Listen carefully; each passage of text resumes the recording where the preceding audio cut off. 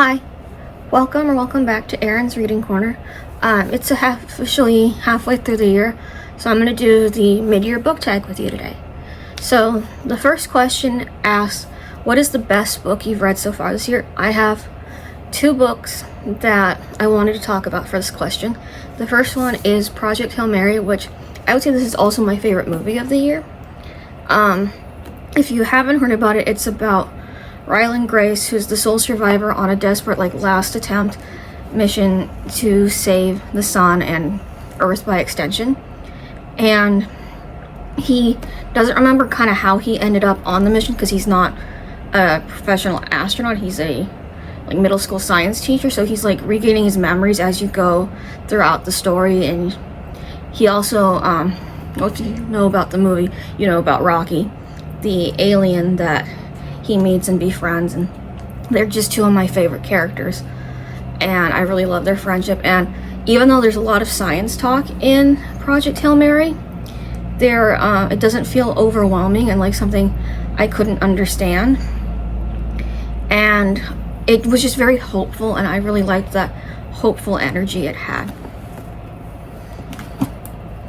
Okay, so the other book I want to talk about for favorites is The Book Witch by Meg Schaefer.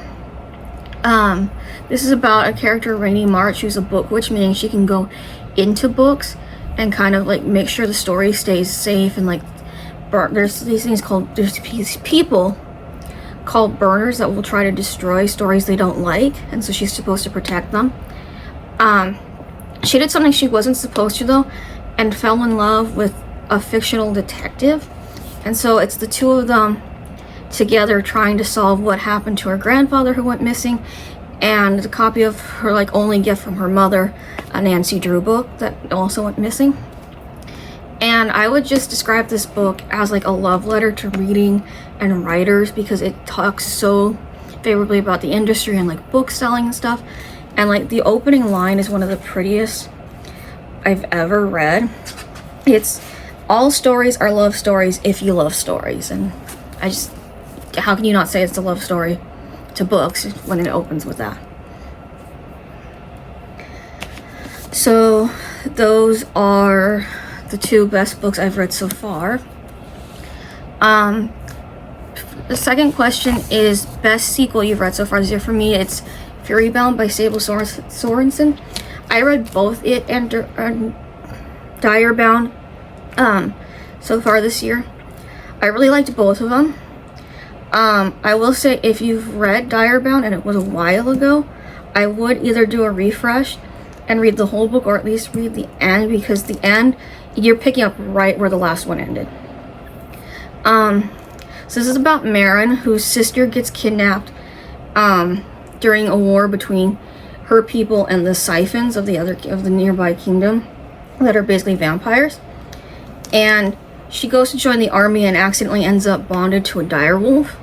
And so it's her adventures learning how to train to be better bonded with her direwolf. And then in this one, it's more about the war. And this one does a really good job expanding our knowledge of the world, telling us more about other areas outside of the city that Marin grew up in. And we also learn a lot more about the Siphons. So it's a really good expansion of the world. And also we get a new point of view in this book that I really enjoy. And it had all the charm of the first book, and I just think despite being a middle book, it didn't drag. Okay, question 3. New release you haven't read yet but want to. So I've read a lot of my new releases that I've gotten my hands on that I really want to read, but I haven't bought it yet. But I really want to get The Someday Garden by Ashley Poston and read that, because I remember the description being really charming, and it just sounded like something I really wanted to read. And I've read 2 of her books, The Dead Romantics and The 7-Year Slip, and I've rated both of them really high. I know for certain The 7-Year Slip was a 5-star read. Can't remember what I gave The Dead Romantics off the top of my head, but because I've had success with her books, I keep wanting to read more, and I'm working my way through her backlist right now with a novel love story that I still need to get. And I have this Sounds Like Love sitting next to me, but I want to get to that soon too. Okay, so for most anticipated releases for the second half of the year, I have 3. The first would be A Court of Thorns and Roses book 6, like everyone's waiting for. That one is, I just am making my way through the series, so I'm looking forward to being caught up and with everyone else. The other 2 are Adversary to the Villain by Hannah Nicole Mayer. This is the 4th and final book in the Assistant to the Villain series that follows Evie and her boss, the villain. And it's gonna be wrapping up their like slow burn romance and the prophecy and stuff they're trying to deal with. And in this one, it's based on the title, I would assume Evie's working against the villain briefly. So yeah, I'm really looking forward to hearing how their story wraps up. The last book I'm really looking forward to from the second half of the year is Grim Tidings by B.K. Borison. I think it's I know it's the sequel to Good Spirits, but I think that's also the title of the interconnected series. And I believe this one's about a Grim Reaper and a Guardian Angel. Or I know it's definitely a Grim Reaper, I just don't remember who the other character is. But I really enjoyed Good Spirits and all of her recent releases. So I enjoyed First Time Caller and Now Back to You. So like I've had really good luck with her series, and so I'm really looking forward to being back in the world of Good Spirits and stuff. Okay. So, changing kind of topics. My biggest disappointment of the year, I no longer have, because I disliked it that much. I mean, I would even go as far to say I hated the book. And that was Yesteryear by Carol Claire Burke. I know a lot of people have really enjoyed it and stuff, but it just didn't work for me. And the fact that I had heard such good things about it is why it was a disappointment. So basically it's about this woman, Natalie, who's an influencer giving off the trad wife aesthetic.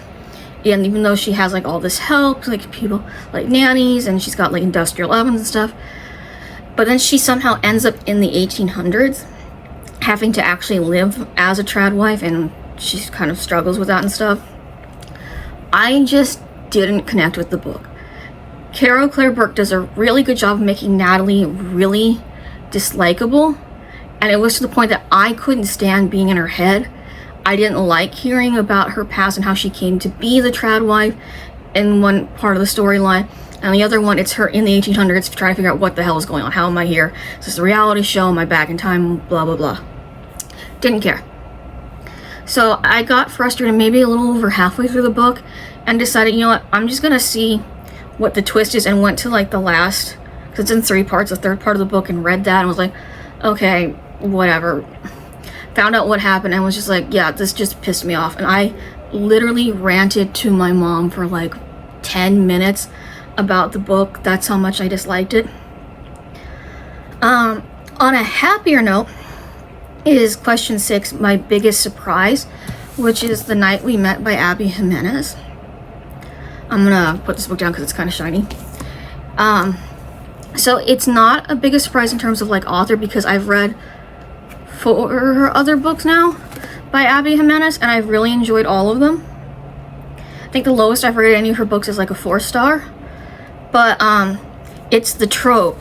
And The Night We Met, it's boyfriend's best friend, so there's kind of a little bit of emotional cheating somewhat. And I didn't know if I would like that, but I was like, oh, I really like Abby Jimenez, and I want to see if she can do something interesting with this trope. And I think she did. Chris and Larissa form a really strong friendship that they kind of has almost a friends to lovers arc. And they have a dog that they rescue together, and they co-parent, and so that's really cute. And I wasn't bothered by the trope as much as I thought I would be, and I ended up giving the book 5 stars. And I think it was one of my favorite books I read that month. So yeah. That's my biggest surprise of the year. Question 7. Your favorite new author, either debut or new to you? So for me, it's both 2 new to me authors. First is Sable Sorensen, the author of Direbound and Furybound, and the other would be Sarah J. Maas. I've read A Court of Thorns and Roses in the first half of the year, and started book 2, A Court of Mist and Fury, on June 30th. So I'm not really counting that for the first half of the year, otherwise it would be like in my favorite books of the year so far. But this is my first time reading anything by her because I just didn't really feel a desire to get into her books before. I was kind of intimidated by the size of them and like, oh, it's like 3 big series, and it's like I didn't want to do it. But then when the news of ACOTAR's book 6 and 7 came out, I'm like, okay, maybe I'll give the first one a try and see if I liked it. And I really did. I think I rated it like a 4.5 stars. Second one I give 5 stars actually. And so she's become one of my favorite authors. I still don't know if I want to do Throne of Glass because of the tandem read, and that kind of intimidates me. But I know you don't have to do that, so I don't know. But if it's necessary for the new sequel books, maybe I'll give it a try. I know I am interested at some point in doing Crescent City. Okay, so that brings us to question 8, newest fictional crush. For me, that's Finn Ashford from Give Me Butterflies by Gillian Meadows. This book strongly reminds me of Ali Hazelwood and her STEM romances, especially because both of the protagonists are in science and education, with them both working at a museum, Finn running the astronomy department and Millie being a curator in the entomology or insect department. And so basically the plot of the book is that they kind of have a bad first meeting, and like he kind of rubs her the wrong way and stuff, and he's in the interview committee for her to get a promotion and stuff. They end up becoming friends. I don't exactly remember how, but they do. And over time that relationship grows into like a full-on romantic one. And I really like the acts of service, came out weird, that Finn does for Millie, that he takes care of her really kind and stuff. And also he is the guardian to his sister's 2 daughters since she passed away from cancer. And I just really love the way he was with the girls, how protective he was of them and like nurturing and stuff. And just, yeah, there was something about the way he was written and how kind he was that just really spoke to me. Highly recommend this book if you do like Ali Hazelwood and want something new to read, because she doesn't have a new book out right now. So my newest favorite character would either be Rocky or Grace from Project Hail Mary. And I don't want to pull out the other books, I've stacked others on top of it. But yeah, so that's newest favorite character. For a book that made you cry, I also don't have a physical copy of it, but that's because I read it on audio from my library. And it's The Nightingale by Kristen Hanna, which takes place in World War II in France. And it's about these 2 sisters and their experiences during the war, and they're both kind of tied to the resistance. And because it's World War II, it's very sad and stuff, and there's a lot of tragedies that happen and stuff, but it's beautifully written. And even though it is sad, it does like entice you and make you want to read and find out what's going to happen. And I will say, it made me cry, and books don't usually make me cry. I'm someone who cries more easily at movies than books. I don't know why, but that's just how it is. And so the fact that that one made me tear up was like, yeah, I have to put that down for that question. Now to talk about something a little lighter is number 11, a book that made you happy, and that is Thrown in the Dark by A.K. Caggiano. So this book is kind of in the same subgenre of like funny, cozy fantasies that Assistant to the Villain is in. And I would say if you like Assistant to the Villain, to give this series a try. So this is about Damien Maleficus Bloodthorn and his destiny to free his father from a gemstone he's been cursed in.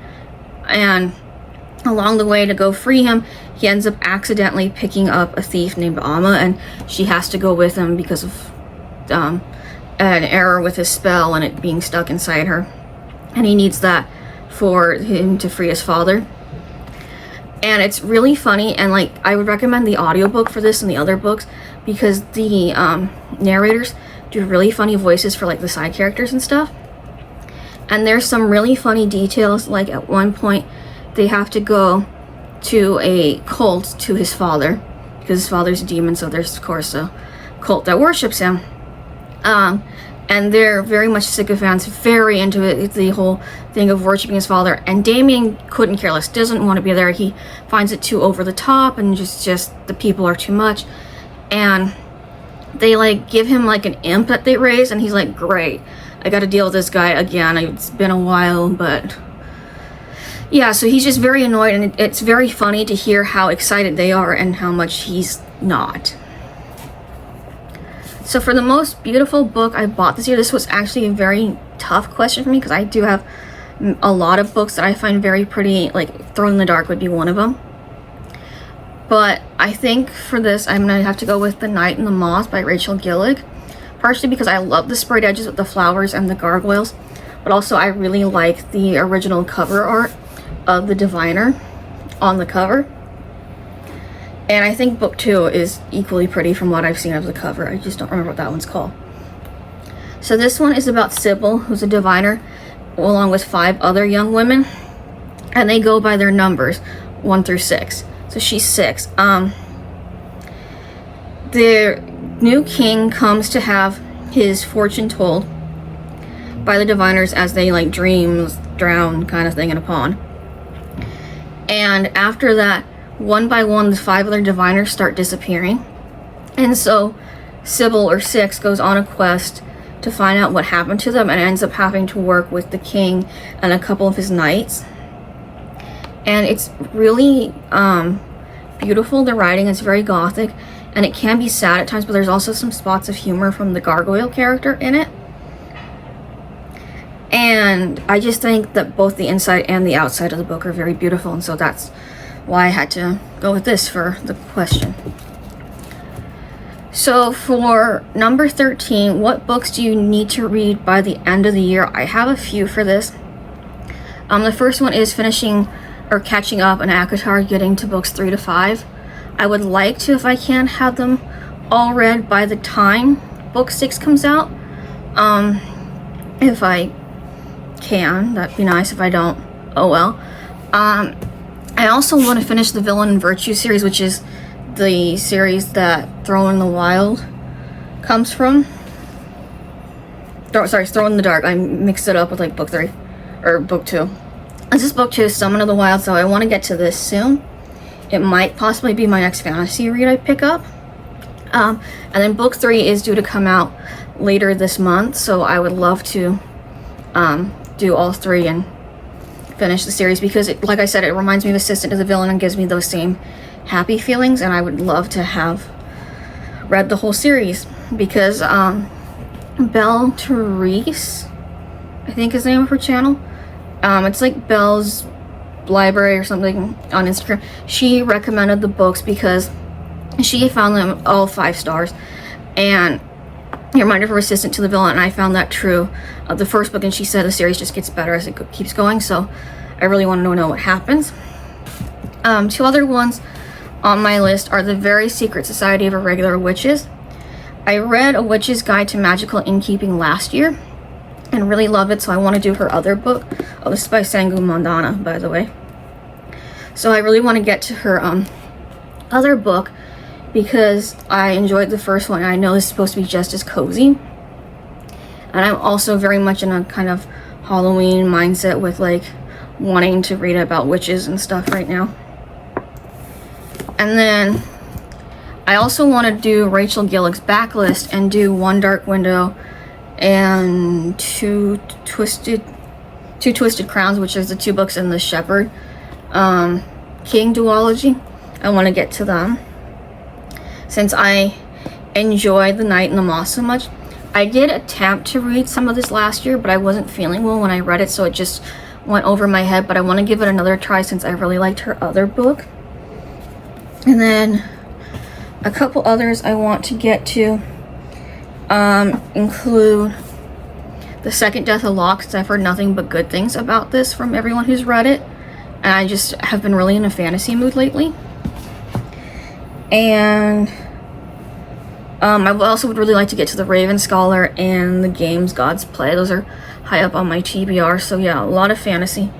I don't have as many romances right now that I want to get to. Just, I kind of pick up ones that sound interesting, and it's like, I don't have any that I'm like dying to get to. But yeah, so that's the mid-year book tag. Feel free to like and subscribe and hit the bell notification to know when I next post a new video. And I'll see you soon with the reading vlog. Bye!